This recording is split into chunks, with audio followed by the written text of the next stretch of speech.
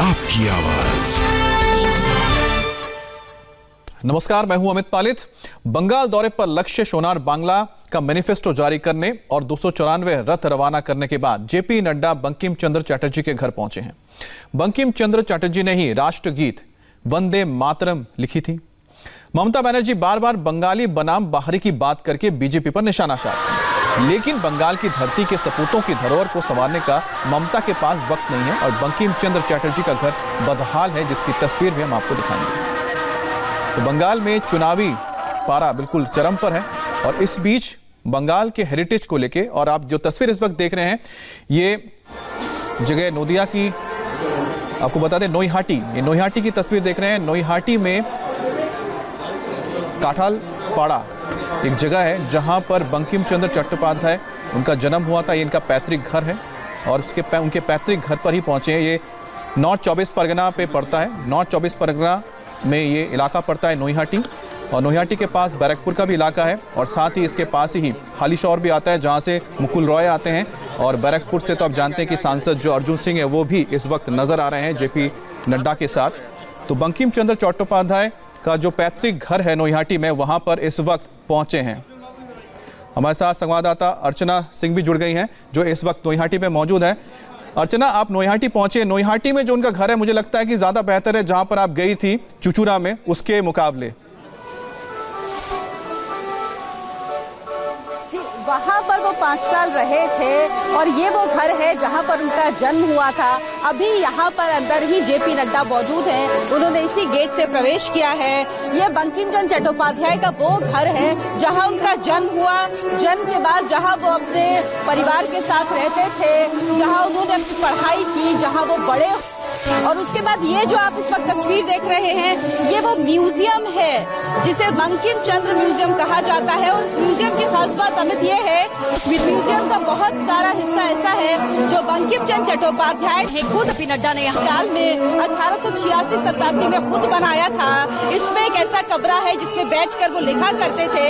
इसमें उनके परिवार के लोगों की तमाम तस्वीरें हैं, उनसे जुड़ी चीजें भी यहाँ पर हमें देखने को मिली हैं। और जेपी नड्डा अब घर से निकलने के बाद इस रास्ते से आएंगे जहां अंदर दिख रहे हैं कि फोर्स खड़ी हुई है। यहां से वो अंदर जाएंगे इस म्यूजियम में जहां पर बंकिम चंद्र चटर्जी को श्रद्धांजलि देंगे।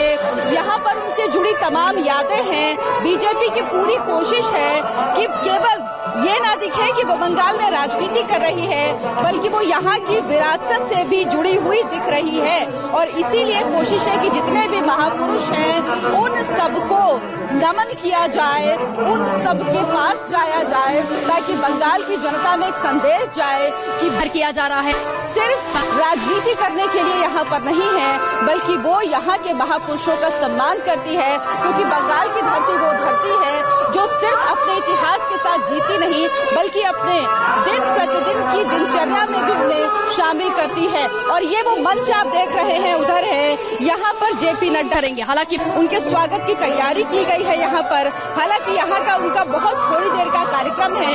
यहाँ से वो जाएंगे, थोड़ी ही दूर पर है गौरीपुर, जहाँ पर जूट मिल के मजदूर के घर पर उनका खाने का कार्यक्रम है, लंच का कार्यक्रम है।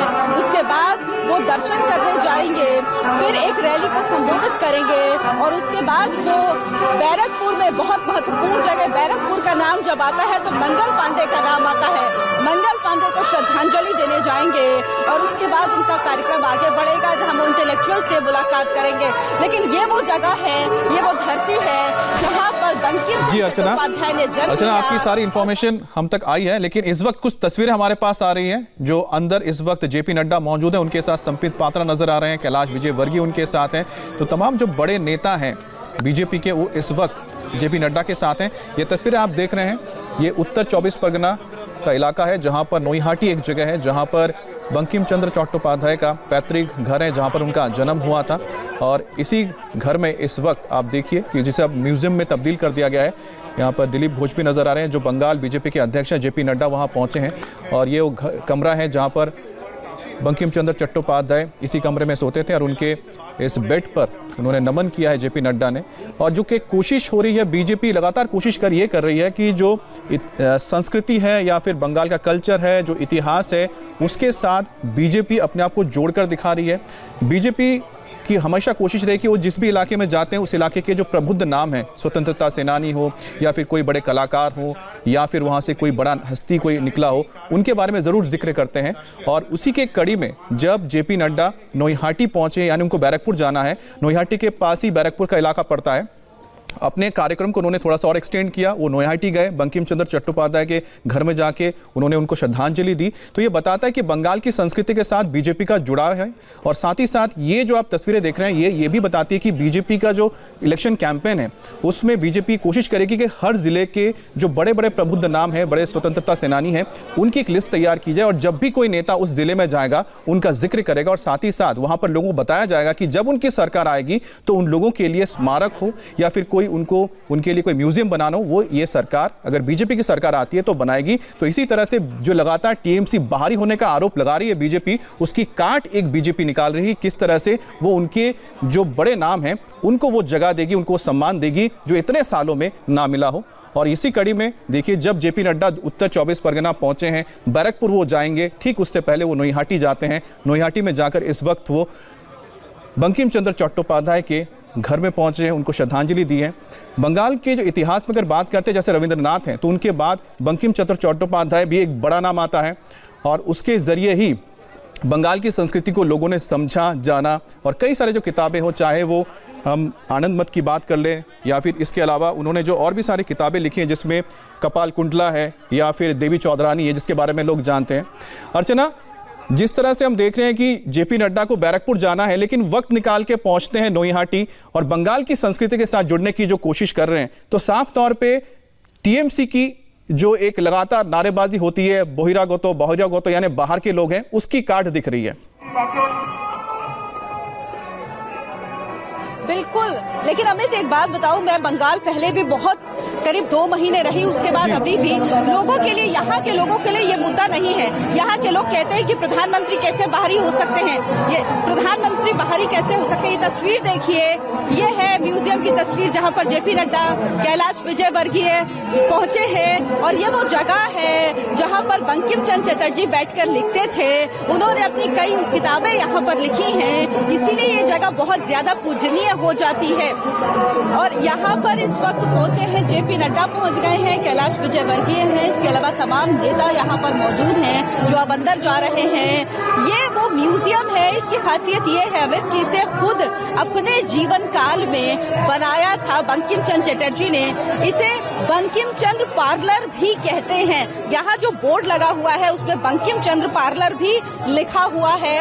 और जहाँ तक बाहरी और बंगाली के मुद्दे की बात है, तो यहाँ के लोगों के लिए ये मुद्दा मायने नहीं रखता है। यहाँ के लोगों से हमारी जब भी बात हुई तो उनका एक ही बात का कहना था कि उनके लिए ये मुद्दा नहीं है बाहरी बनाम बंगाली। उनका कहना था कि देश का प्रधानमंत्री बाहरी कैसे हो सकता है, सब इस देश के हैं, इस देश में ही रहते हैं। जब देश वाले लोग अर्चना, मैं बस एक बार रोकना चाह रहा हूँ आपको। आपने जो जिक्र किया था कि बंकिम चंद्र पार्लर जिसे कहा जाता है, जिसे बैठक खाना बोलते हैं बांग्ला में, तो यानी कि वो जगह है जहां पर वो मिला करते थे लोगों से। यहाँ पर बैठक खाना है जहां लोगों से मिलते थे, मिलते जुलते थे, बात करते थे और वहां पर कुछ उनको लिखना है वो भी लिखा भी करते। तो ये वो जगह है जहां पर काफी वक्त गुजारते थे। हो सकता है उनकी जो जानने वाले हो, उनको जो उनसे मुलाकात करने पहुंचते थे, तो इसी कमरे में वो मुलाकात करते थे। बैठक खाना है ये। और यहाँ पर देखिए जो मूर्ति है उसको माल्यार्पण किया जा रहा है जेपी नड्डा की ओर से। उनके साथ अर्जुन सिंह नजर आ रहे हैं। अर्जुन सिंह बीजेपी के सांसद हैं, बैरकपुर से, नोईहाटी के साथ का इलाका है। उसके साथ पीछे कैलाश विजयवर्गीय, यहाँ पर हमें संबित पात्रा भी नजर आए हैं, दिलीप घोष भी यहाँ पर मौजूद हैं। तो कुल मिलाकर जो बीजेपी की जो कोशिश है एक तरह से है कि आप विकास की बात तो कर ही रहे हैं, साथ ही साथ बंगाल की जो संस्कृति है जिसका जिक्र लगातार अर्चना भी कर रही है, क्योंकि अर्चना ने काफ़ी वक्त उन्होंने गुजारा है और वो कहती हैं कि किस तरह से बंगाल में संस्कृति जो है वो रोज़ाना हर लोगों का रोज़ का हिस्सा, यानी रोज़ाना आपके लाइफ का एक हिस्सा होता है जिसको आप अलग से नहीं देख सकते हैं। अर्चना, दूसरी बात यह कि जेपी नड्डा का कार्यक्रम क्या रहेगा आज इसके बाद? अब इसके बाद यहाँ से वो जाएंगे एक जूट मिल के मजदूर के घर में, वहाँ वो भोजन करेंगे। अब ये सब संकेत हमें समझने होंगे। जूट की इंडस्ट्री हुआ करती थी बंगाल में, बंगाल जूट का बहुत बड़ा सप्लायर था, लेकिन यहाँ पर जूट इंडस्ट्री खत्म हो गई है। तो ये समझिए कि ये जो भी दौरा तय किया जाता है, इसका सबका मतलब है, सबके संकेत है। बीजेपी लगातार कहती रही है कि टीएमसी अर्चना, आपके पीछे गाने की आवाज सुनाई दे रही है, ये कहाँ पर हो रहा है? कि वहाँ पर कोई कार्यक्रम का भी आयोजन किया गया है क्या, सांस्कृतिक कार्यक्रम? जी, यहाँ पर मंच पर तस्वीर आपको हम दिखाते हैं, जहाँ पर आप देखिए जो महिलाएं हैं वो गाना गा के स्वागत कर रही हैं। ये मंच बनाया गया है। हालांकि जेपी नड्डा यहाँ पे नहीं आएंगे, लेकिन यहाँ पर सांस्कृतिक कार्यक्रम का आयोजन किया गया है। थोड़ी देर पहले यहाँ पे छोटे बच्चे जो हैं वो नृत्य पेश कर रहे थे। अभी यहाँ पर जेपी नड्डा के स्वागत में गाना गाया जा रहा है और ये तस्वीर है यहाँ पर इस पूरे इलाके। जी अर्चना, तो तस्वीर हम देख रहे हैं जिसका आप जिक्र कर रहे हैं कि किस तरह से वहाँ पर एक धनोधान ने पुष्प भरा एक देशभक्ति का गाना है, उसे वहां पर गाया जा रहा है और ये स्वागत में जेपी नड्डा के। और दूसरी तस्वीर आप देख रहे हैं कि जेपी नड्डा इस वक्त बंकिम चंद्र चट्टोपाध्याय के घर पहुंचे और उनके बैठक खाने में इस वक्त तो मौजूद हैं और तमाम तस्वीरें और उनके जो दस्तावेज वहां रखे गए, चिट्ठियां होंगी, उनके लेख होंगे, उसको वो देख रहे हैं। लेकिन इस बीच आपको बताएं, प्रधानमंत्री मोदी का भी एक बयान आया है जो हम आपको दिखाते हैं।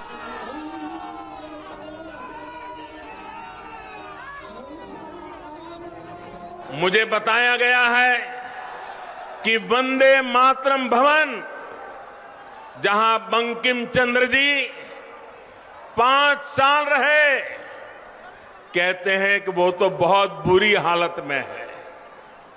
ये वो भवन है जहां उन्होंने वंदे मातरम की रचना को लेकर मंथन किया। वो वंदे मातरम जिसने आजादी की लड़ाई में नए प्राण फूके, हमारे क्रांतिवानों को नई ताकत दी, मातृभूमि को सुजलाम सुफलाम बनाने के लिए हर देशवासी को प्रेरित किया। वंदे मातरम सिर्फ इन 2 शब्दों ने गुलामी की निराशा में जी रहे देश को नई चेतना से भर दिया था। ऐसे अमर गान की रचना करने वाले के स्थान को न संभाल पाना बंगाल के गौरव के साथ बहुत बड़ा अन्याय है। तो आपने सुना प्रधानमंत्री मोदी ने जब हुगली के समावेश में यानी कि रैली के दौरान जिक्र किया था किस तरह से कि उनके एक घर को जहां पर वंदे मातरम लिखे गया था उसे बहुत ही बदहाली में रखा गया है। और तो ये तस्वीरें जो आप देख रहे हैं, इस तस्वीर पर लौटेंगे एक छोटे से ब्रेक के बाद।